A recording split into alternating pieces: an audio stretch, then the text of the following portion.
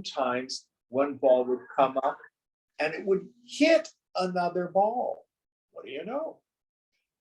May I ask you to poke the little white box there? Thank you. So what that symbolizes, so for you and me, and even myself and another person, our vasanas can be in conflict.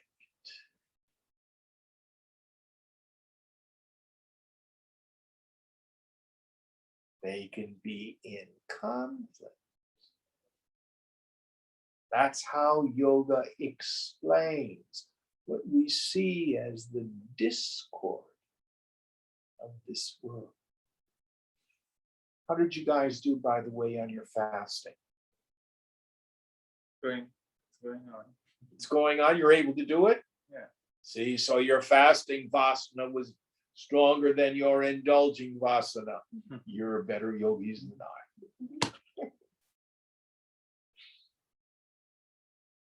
But you know what would happen? There was this strong desire to not stick to the plan, wasn't there? Yeah. Vasanas in conflict. That's prakriti. That's nature. The stronger one will win out. That's all it is. That's all it is. Now, most people never engage in yoga, which is the process of vasana exhaustion. Instead, they just keep these cycles moving on and on and on and on and on and on and on. The vritti sanskara chakra, the wheel of thought, which creates an impression, which then makes the thought arise again, which then makes the impression happen, just keeps going round and round. Remember, vasanas have the power to rob us of self-experience. So as these thicken in prakriti, one of the side effects of Maya Shakti is the beings in this world have the non-apprehension of the ground of being. Any thoughts on this? So is there no point in, like, when people say you want to understand yourself, understand your mind, you have a specific kind of personality, there's no point really, because it's... Well, you'll be happier if you reduce the amount of conflict in your psyche. You know, so if the most peaceful mind, this is what Gita is all about. The Arjuna's problem is that he had a disintegrated personality. His vasanas led him in one direction, soldier. But he had other vasanas, emotional vasanas. I'm attached to all these people. My grandfather, my archery teacher, my cousins. I don't want to kill them. And then intellectual vasanas. I'm not sure what we should do. Is this going to cause the destruction of the family? But we have the admixture of castes, and the ancestors won't get their pindan. And what was the end result of that disintegration? Do you remember the story? Yeah, he was depressed. And what was he able to act? No. Yes, paralysis, doubt. Should I take this job or should I not take this job? Should I ask for a change of team or not? Should I go to India or not? See, we have doubt.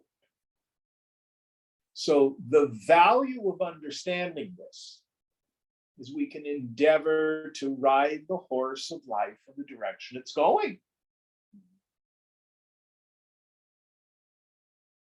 I was talking with Mauricio last night. He came over to visit. And he was sharing about teaching the class he's doing as a graduate teaching assistant at Cal Berkeley. He read the course description and a little bit of the syllabus and stuff like that. He was explaining, working with these 15 students that he has. His eyes were just alight, and you could hear it in his voice, inside. I'm going, Swadharma. He was so full of joy. That's the ticket. I see. So that's what we want to endeavor to do. So to be able to be watchful enough to identify what these processes are. Listen very carefully. Vasanas are not evil.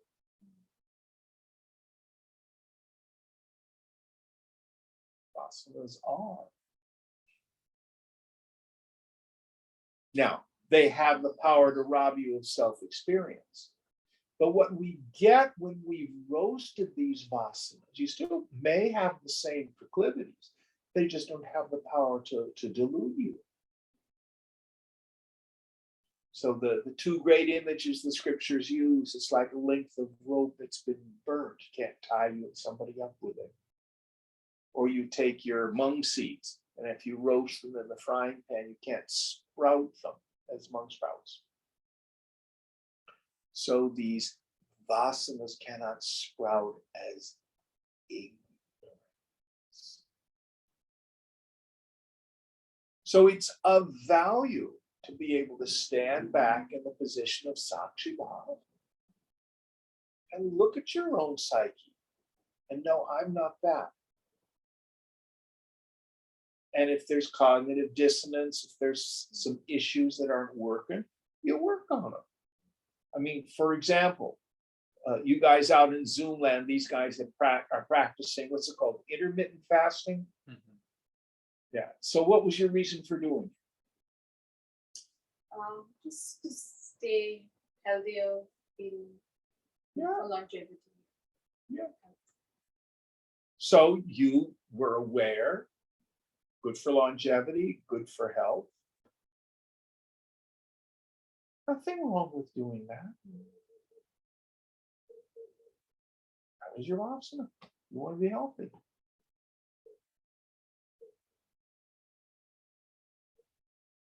So it doesn't mean, oh golly, I have a desire to be healthy, I've got to give that up. No, we're not talking about it. Are you catching the subtlety of it? Yes. Any other questions on this? Now, most beings in nature operate out of instinct. A daisy can only do daisy. It does not have an intellect that's capable of doubt and of self-destructive choices. Humans are very unique that way. Let's see. That's part of this self-aware intellect that we have. We have to learn to live from intuition. We're not automatons like instinct. And that's our nature.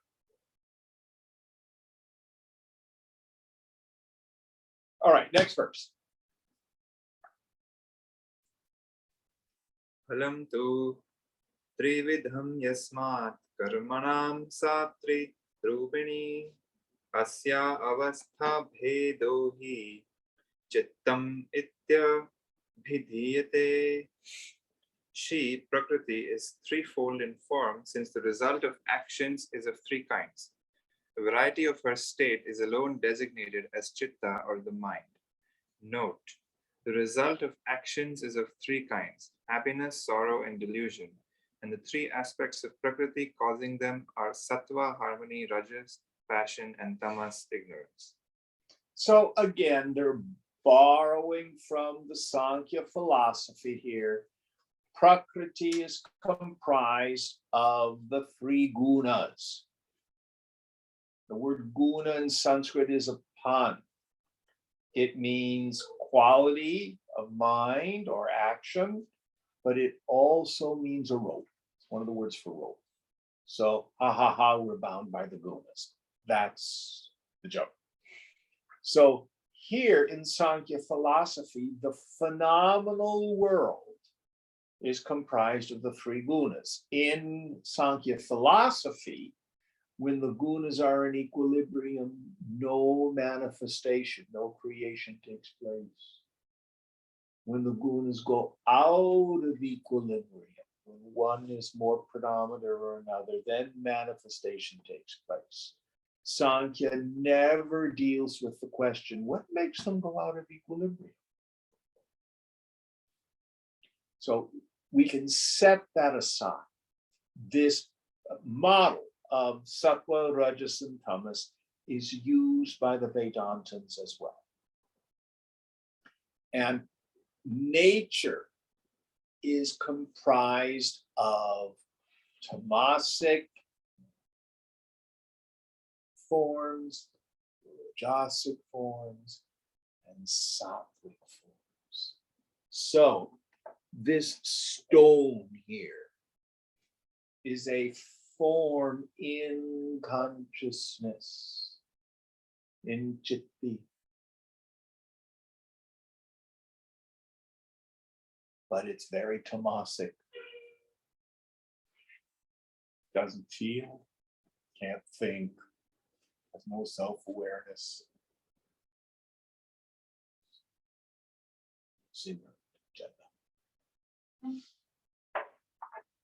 Plants have a little more of rajas. They can move to some degree. Animals have a little more rajas and sattva. They have minds. They can respond, they can think.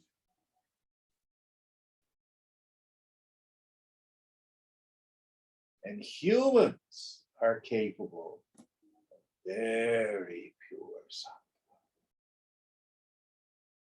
Maybe other creatures are too, I do not know.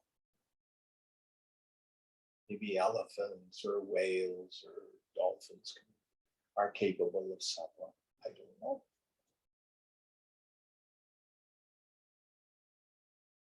But all of nature is comprised of the inert qualities of tamas.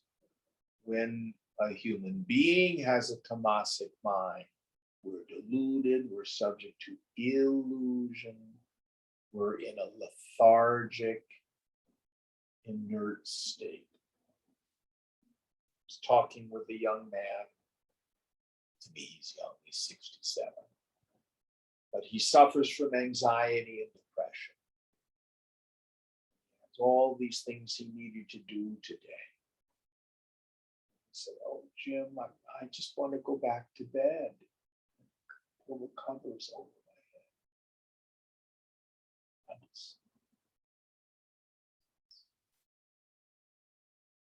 Others of us are workaholics, busy all the time, predominantly rajas. And then some of us cultivate sattva, this purity, this clarity. Now, interesting point. All our suffering is in rajas. Ambition, greed, competition, fear, anxiety, all those are rajasic states. Tamas, nothing. Most of us, if we are ignorant, meaning we have a lot of tamas, we deal with rajas by wanting to fix it. We want to self-soothe. I'm going to eat at it. I'm going to smoke some weed at it. I'm going to have a cocktail at it. I'm going to go on Netflix and zone out. I'm going to do video games.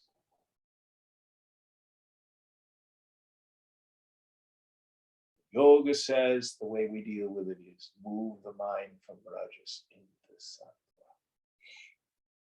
That's what the Vyas practice does. All right, next one.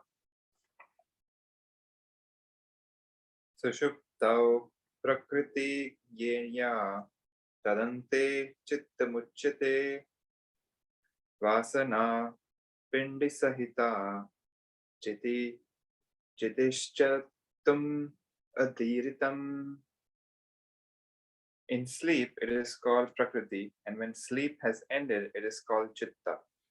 Consciousness accompanied by the mass of mental impressions is called Chitta. So consciousness, the Prakriti, when it's in its avyaktaha, unmanifest form. This scripture calls it Prakriti. The stuff out of which all manifestation is made.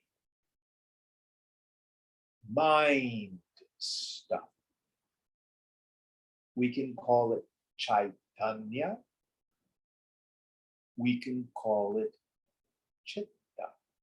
Here in this scripture, he says we don't call it Chitta until there is thought flow. So there's thoughting going on. Then when it's folded up into its seed state, he just calls it Prakriti. Pure nature. These are just different uses of various terms. Slightly different usage by Shankara done that. Point to understand is mind stuff, whatever Sanskrit word you want to use for that, is what the whole world is made out of. On an individual plane, that mind stuff goes into an unmanifest form at night. So Sushupta. It's all folded up. Now we are not unconscious. It is like looking at the back of your eyelids when your eyes are closed. You're not blind. You're seeing darkness. Waking state and dream state is like opening your eyes and then you see stuff. It's all just the play of Chaitanya, of Chitta, of Prakriti, of mind.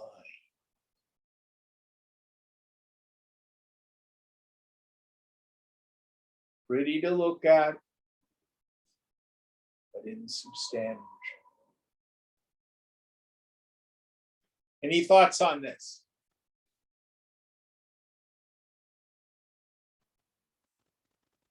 Next one.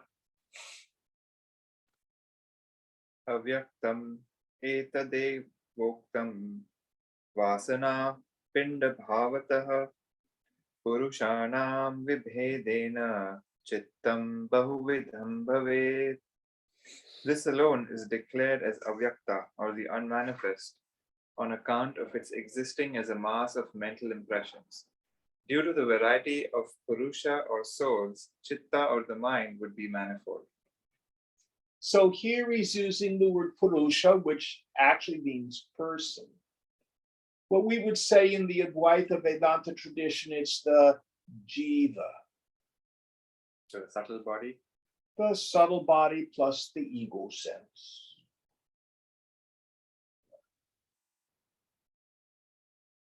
Which is one of the forms that occurs in consciousness. Made up of Prakriti.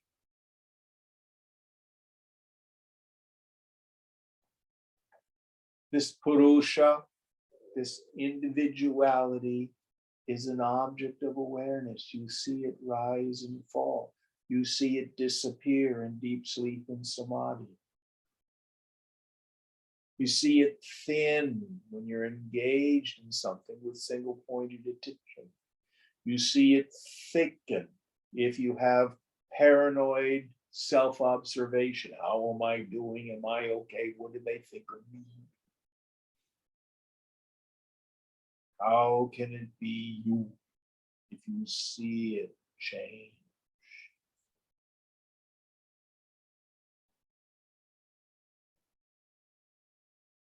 But it's very luminous and it has a reflecting quality. Frequently in class, I'll get out the little mirror. I hold the little mirror and I shine it in people's faces. And I ask, is there a light in the mirror or not? Certainly shining in your eyes. Well, there kind of is and there kind of isn't. The light's there, but it's the nature of the mirror to be able to reflect that light. If I have two mirrors, are there really two lights? No. Same light shining in two mirrors. So the nature of the subtle intellect is that it can reflect this consciousness. So I, Jim, see, hear, taste, touch, smell, feel, think stuff, which is different than Puneet, different than Saundariya, different than Uday.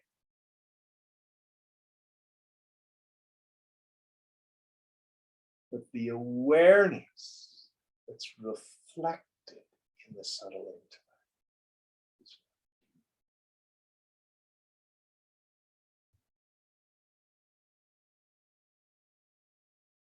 If this is difficult to understand, don't worry about it. Keep thinning the mind. Keep tuning it up. Practice vairagya. Give up. Renounce. Attachment and identification.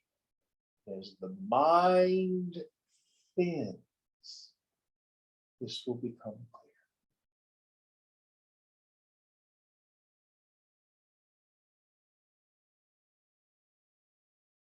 Next verse. Jivanam avibhedena sushupta vekatha hita prakritin tvam samayati tadante chitta tamiyat. Due to the absence of distinction between individual souls in sleep, there is only one in one way. In sleep, it attains the state of the Prakriti. At the end of sleep, it would go to the state of Chitta. So the individuality, jivana, is dependent upon the thoughting of the mind. You have no individuality in deep sleep because the chitta is all folded up into avyaktaha, the unmanifest or seed form. In this scripture, we're calling it pure prakriti. You wake up or you dream, all the names and forms appear. Going on. Etadeva puman prakta chitti pradhanya hetuna avyakta pradhanyatastu chitta prakriti tamiyat. On account of the predominance of consciousness, this, the chitta or the mind, is called Purusha. But on the account of the predominance of avyakta or the unmanifest, it goes to the state having the nature of chitta. Chitti or chitta? Chitta. Say it again. The whole thing? I'm not quite sure I understood the point. On account of the predominance of consciousness, this, the chitta or the mind is called Purusha. But on the account of the predominance of avyakta or the unmanifest, it goes to the state of having the nature of chitta. Okay. If you in Sanskrit, I thought at the end of it said chitti, didn't it? No, it says chitta. The first part, but then read the Sanskrit again. Oh, it please. says, yeah, etadeva puman prokta chiti pradhanya Yeah. Okay. hetuna. Yeah. So he's making a distinction between what we call chitti and chitta. Basically, chitti is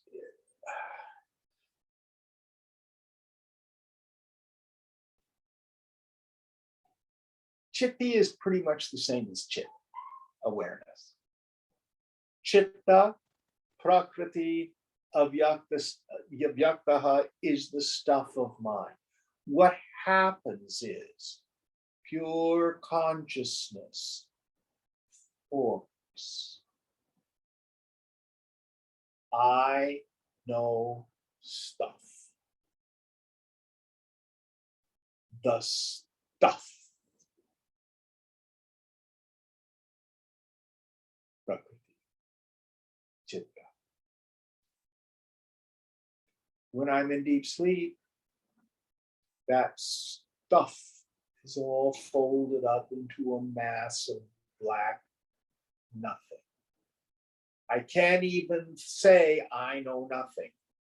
Only when I wake up can I say, oh, I must have slept soundly. I don't remember anything. I didn't know anything. Let's keep it simple that way, whether it's chitti or chitta. I'm not quite sure how that's been parsed there. The self, Nirguna Brahman, usually use the word chit, sometimes chitti. What I see, though it looks like two, it's not two. It's Saguna Brahman. Myself is Nirguna Brahman. The world is Saguna Brahman. It's still consciousness, but appearing as a world of name and form, which includes my individuality. The feeling that I'm Jim or Daniel. That's kind of the vritti in that. That's an idea. It's jiva bhava. I don't want us to get too caught up in the language here, how they're using the terms. Get a little confusing. Any thoughts on this? All right, next one. Kriya bheda tatre vidha antam karana muchyate ahankara buddhimano rupena nripasattama. Noble king, on account of the difference in activity, it is called the inner organ of three kinds in the form of ahankara or the ego, buddhi or the intellect, and manas or the mind. So the metaphor that I like to use is chitta is like the monitor of your computer. It's what I'm looking at. So if I run Excel, the monitor displays spreadsheet. If I hit Google Chrome, it shows up as web browser. If I hit Microsoft Word, it shows up as word processor. It all occurs in the same place. I see it in my monitor. So my spiritual monitor is chitta, the stuff of mind. it can show up, the program, the app can be sense perception. Or the app can be feeling, manas. Or the app can be thought, buddhi. Or the app can be ani mind, ahankara. Or I can put it in sleep mode. And then what does it do? Black screen. Sleep.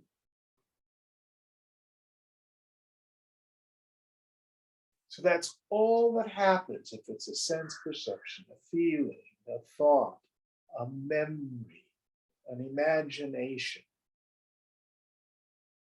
And all sense of egoism. They're just apps. That's all they are. But I see them out of it.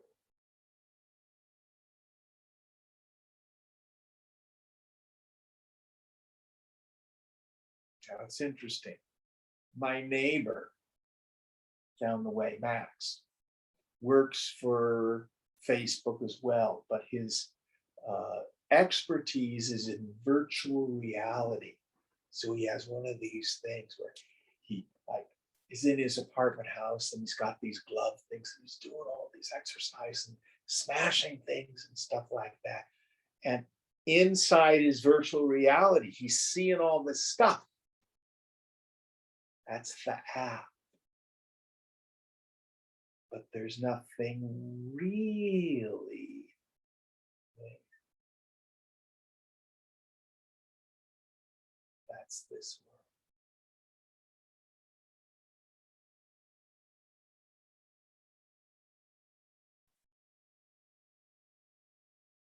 Yeah, virtual realities are fun. As long as you remember it's a virtual reality.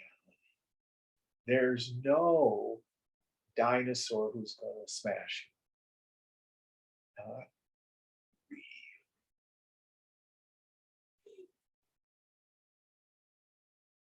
So we live through our role in life.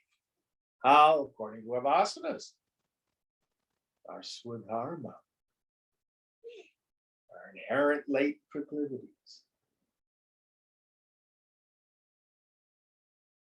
Always know, whatever happens, positive or negative, if the situation is conducive, the mind is happy. If the situation is non-conducive, the mind is unhappy. All based on the force of the past.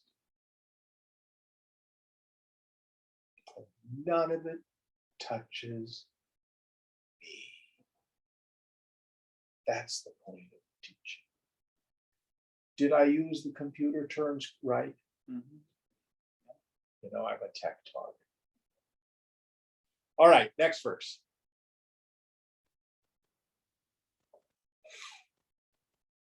Kriya bheda tat trividham. Oh, actually, no, I did this one.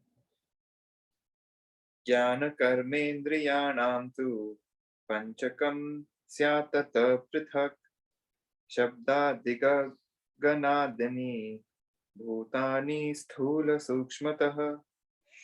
Then there would be the group of five, namely 5 organs of perception, 5 organs of action, 5 subtle elements, and 5 gross elements, separately from the sattva, rajas, and tamas aspects of ahankara.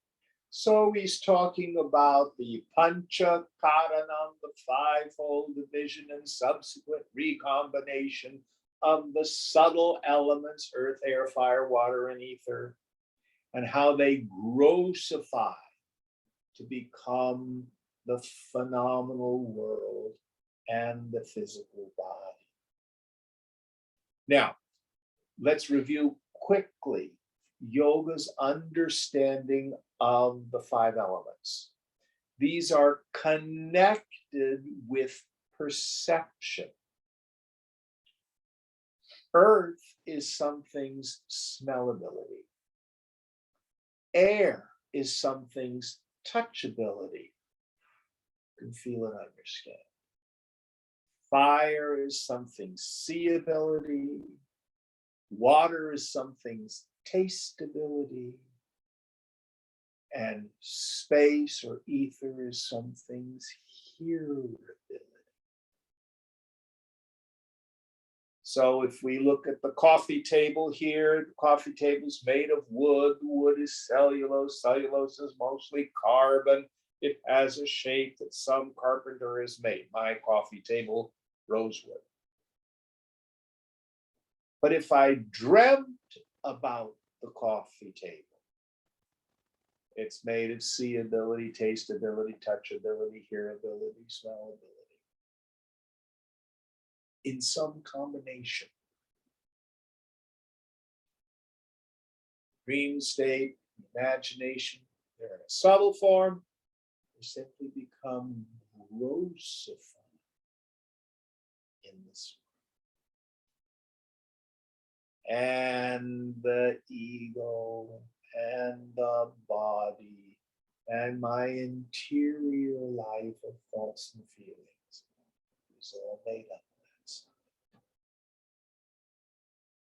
Various combinations of sattva, rajas, and tamas. This is a map. That's all it is.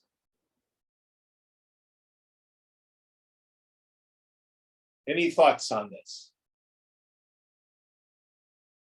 Just review for those who may not remember the 5 organs of knowledge: eyes, ears, nose, tongue, and skin. The 5 organs of action: hands, feet, tongue, anus, and genitals.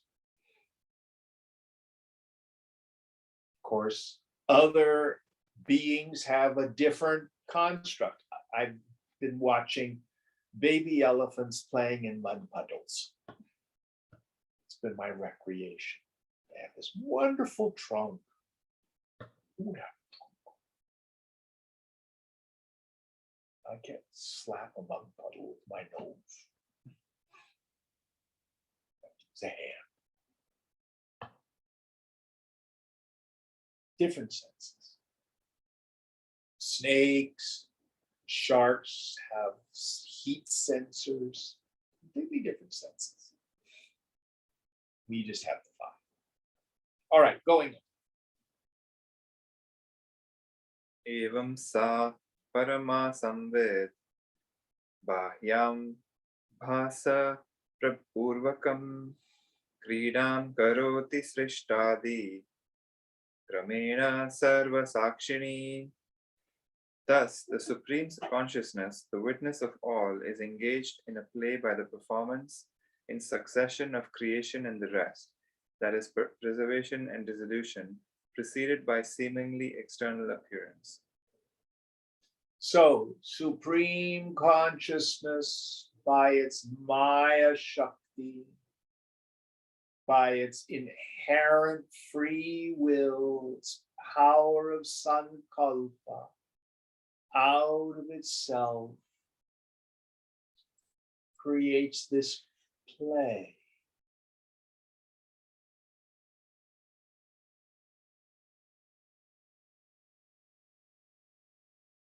That's all it is. Like a drama, meaning if you're an actor in a play, you're a villain on Monday nights, and if you do a different play, you're a hero on Tuesday nights. Damsel in distress on Wednesday, Superwoman on Thursday. Same. Just wearing a different costume, acting a different part. It's all each one of our lives is.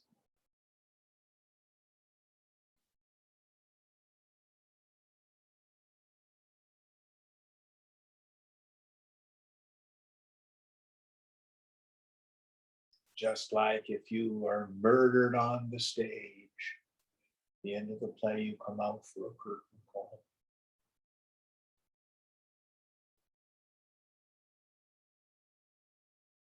Nothing really touches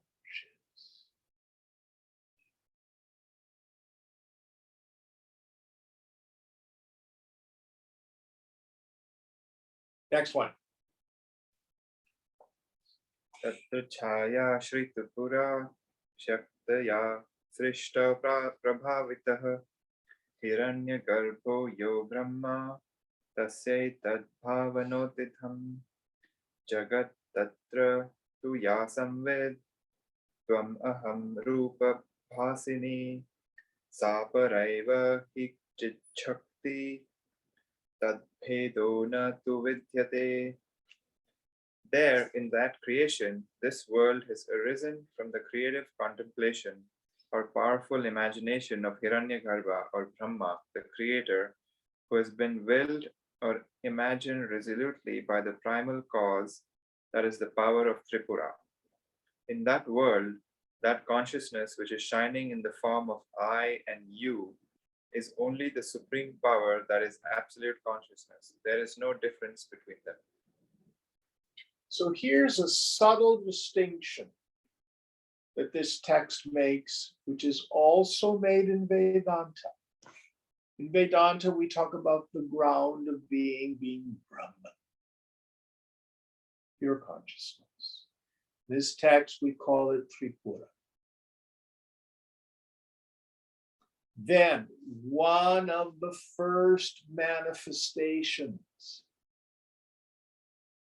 of Brahman is Ishvara, the Lord, Brahma, the creator, the total vasana.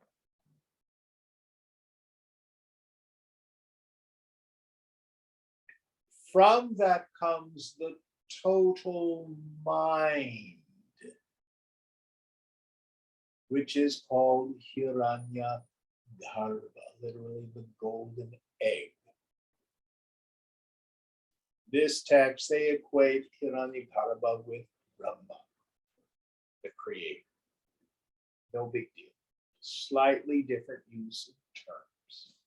But the idea is inherent in pure consciousness is this manifestation of a creative intelligence. One of the things that Swamiji used to thunder, it's a cosmos, it's not a chaos. It's all organized and synchronous. You've heard me share with you one of my slogans. It's a beneficent universe. By beneficent, it's good. That conspires for our well-being. All the elements come together for your personal good if you let it. Meaning, I have to give up my willfulness, my control issues, my anxiety and fear when I am not getting my way. We need to fall into Hiranyagarbha, fall into Ishvara. Turn our will and our life over to the care of God.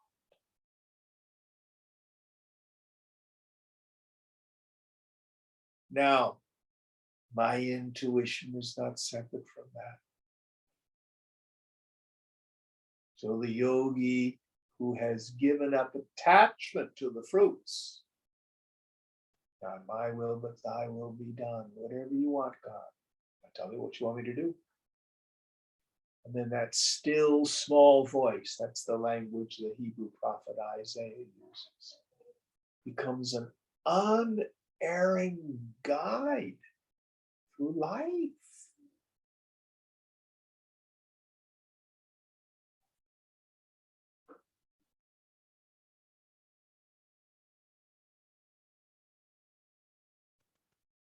So sound, when you were on that initial team at Facebook, and you worked at it, but your intuition is you were in the wrong place, remember? Yeah. And it was scary to honor that, wasn't it? Yeah. Brand new at the company. Hmm? I was brand new at the company, so scared to. But you did honor it, didn't you? And now, what was your review now? What was it? It was, what was the word they used? Exceeds expectations. Exceeds expectations. Greatly. Pardon me? Greatly. Greatly exceeds expectations. That happens when we're riding the current of life. That live wire. Like that little electric lines that get disconnected and they go. That's life. Ride it.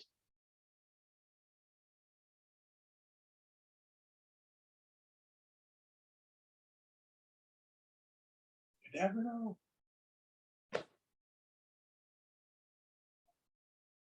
It's a beneficent universe that conspires for our well-being if we let it.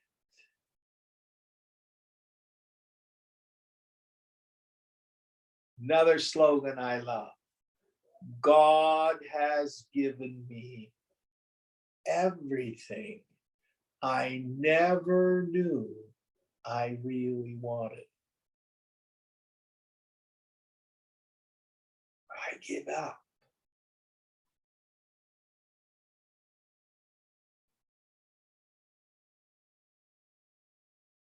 This is the very important part. Yoga says, Krishna says in Gita, this knowledge makes you master of this world and the beyond. But it's counterintuitive. It's not about dominating and beating up the world to get my way. It's exactly the opposite.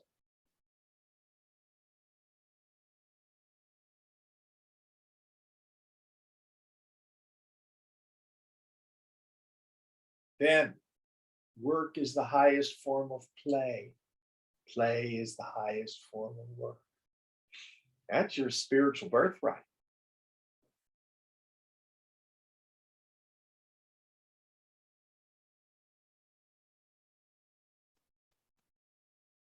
Going on, next verse.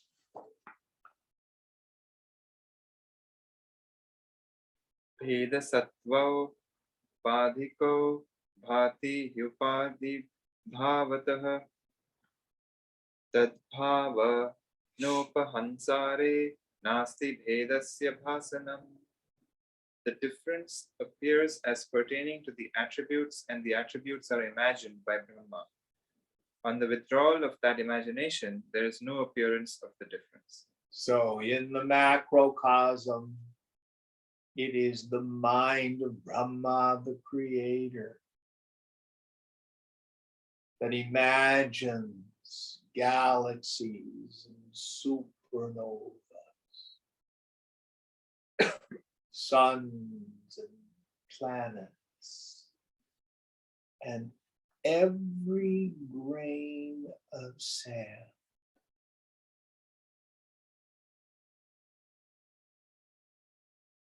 Brahma had the idea of a human being set in motion 14.3 billion years ago.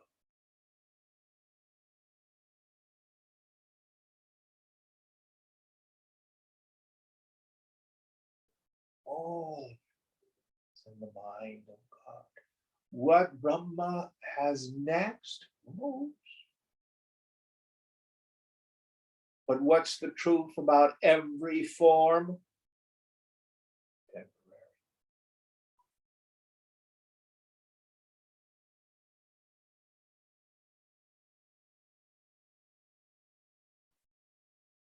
But most of us are not children, Some of us are a little older.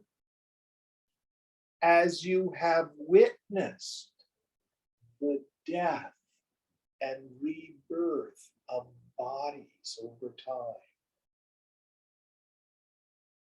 You have photos of yourselves as teenagers. You look very different, don't you? Yes.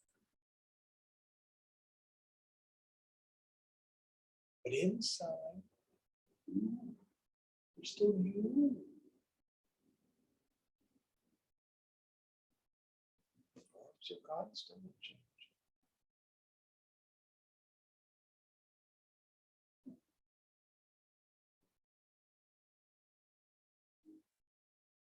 But you do not. Next one. चितो या भावना शक्ति मायया ते समावृता तदा वर्णहाने तु तव सा सिद्धिमेष्यति. That power of imagination of consciousness is veiled by the elusive power of Maya for you. But in the absence of that covering, that imagination will be accomplished. Yes. So, because you and I come into this world, we're born into it with Maya, powerful Maya, veiling our understanding.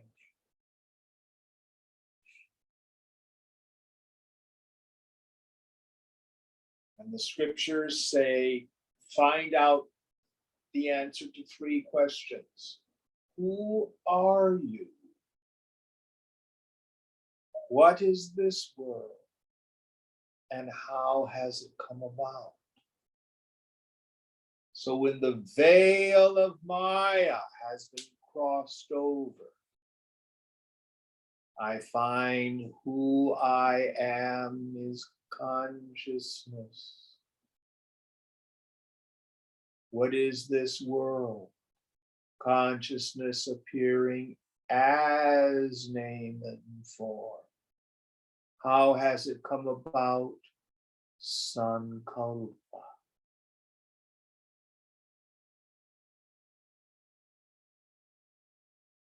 Your apparent illusory individuality is one of the imaginations of the divine.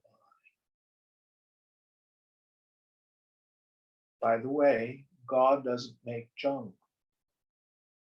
You are the perfect you. How dare you indulge in judging God's handiwork? Oh, I'm such an awful person. I'm such an awful person.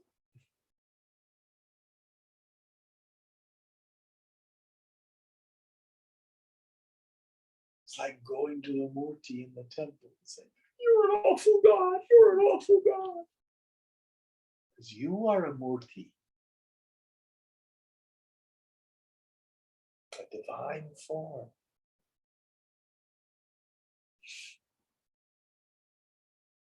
Now, you can go to a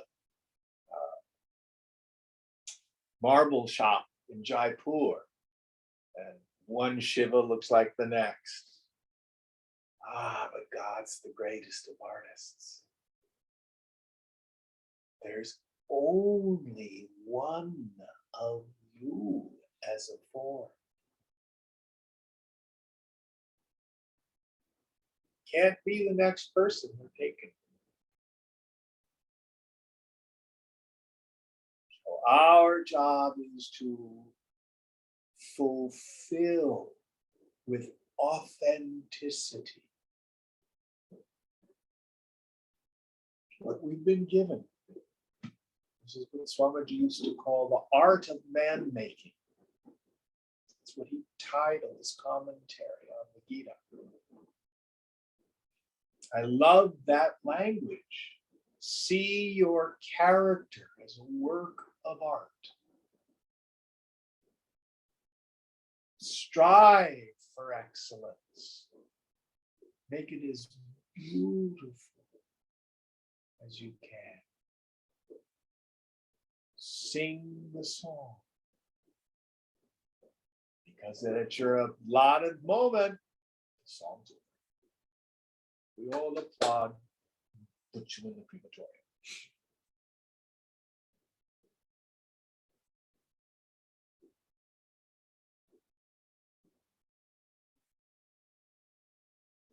Of course, what is the greatest art that a human being can do? Moksha.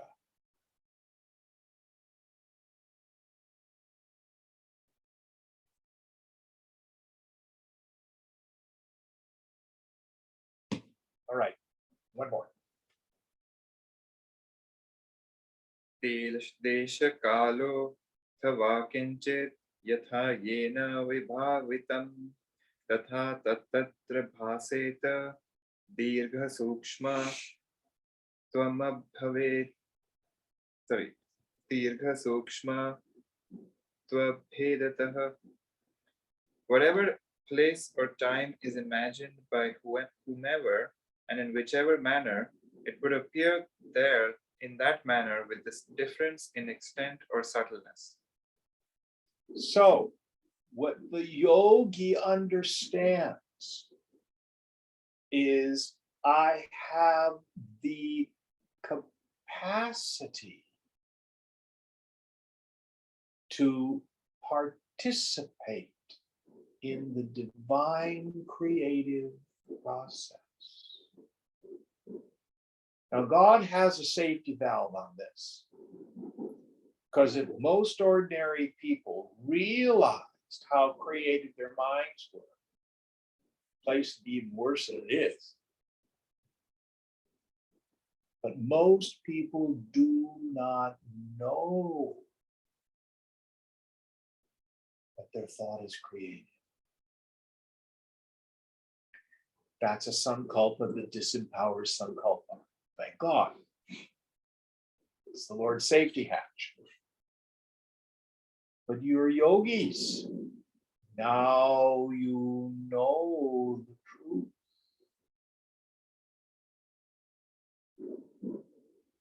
So use this knowledge wisely.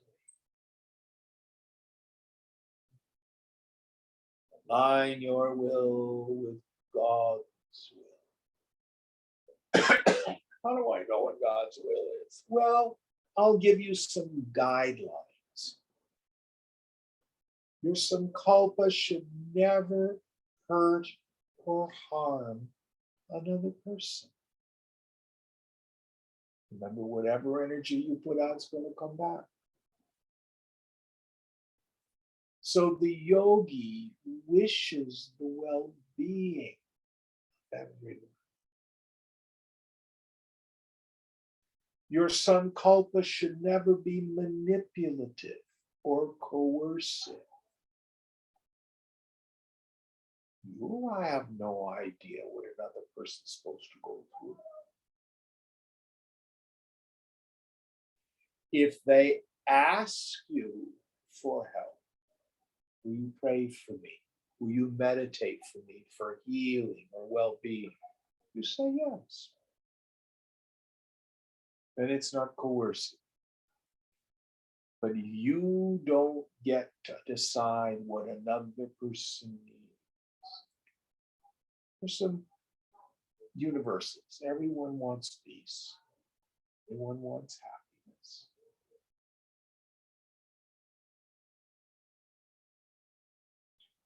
Third, it's always for more expression, more joy, more creativity, more life.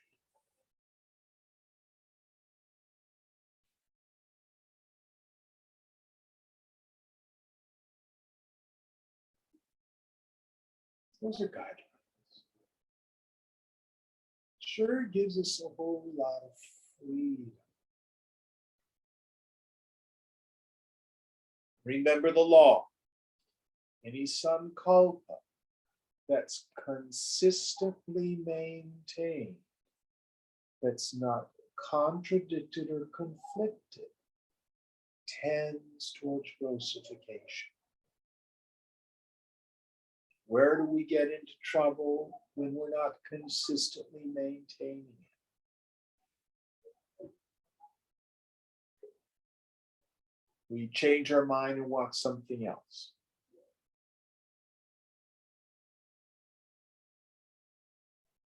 Oh, I want to have my own business. I want to have my own. Well, actually, I want to work here. So you disempower the sankalpa. It's not consistently maintained.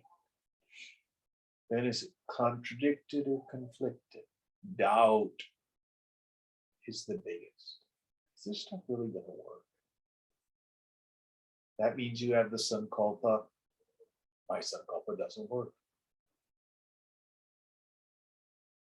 How do I deal with that doubt? Go back and rationally review these laws, these metaphysical laws. Be careful that you don't think that sankalpa needs willpower.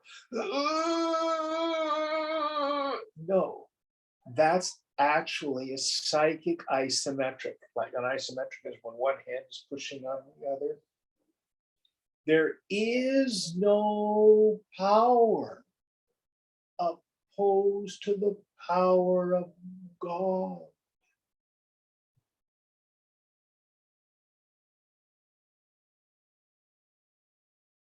So the sankalpa that's most powerful is the one that comes from the mind that's the most quiet, that's the most patient, confident, and still and clear. Now start moving your feet towards it.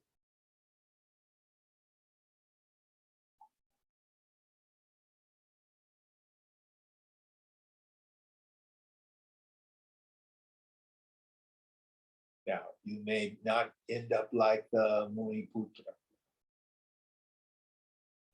create worlds inside mountains. But you can have excellence in your job. You can have a job that you enjoy. You can have a life filled with friends, loving people. You can have beauty. You can have a synchronous life where divine providence shows up all sorts of wonderful ways.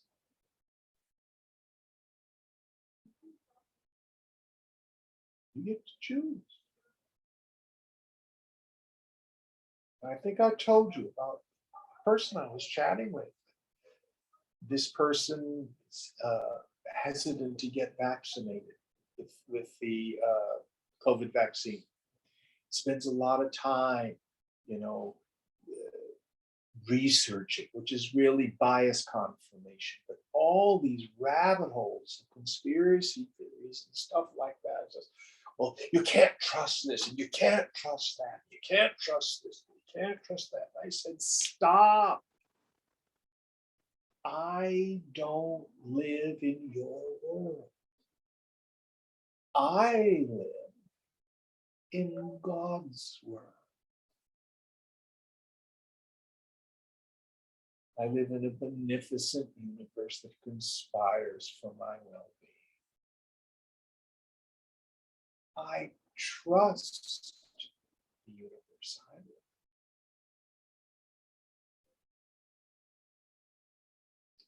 I'm living my world. It's always available.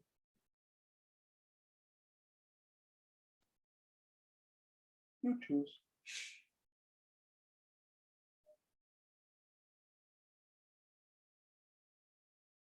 All right, I went over. We'll stop here. What verse are we on?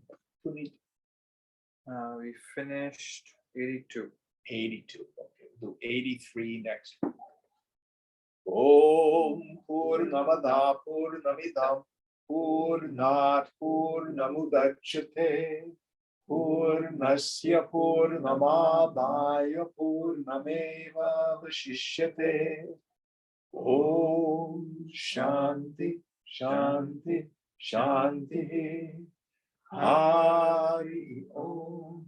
Sri Guru Pyo Namaha. Hari Om. Om Tat Sat.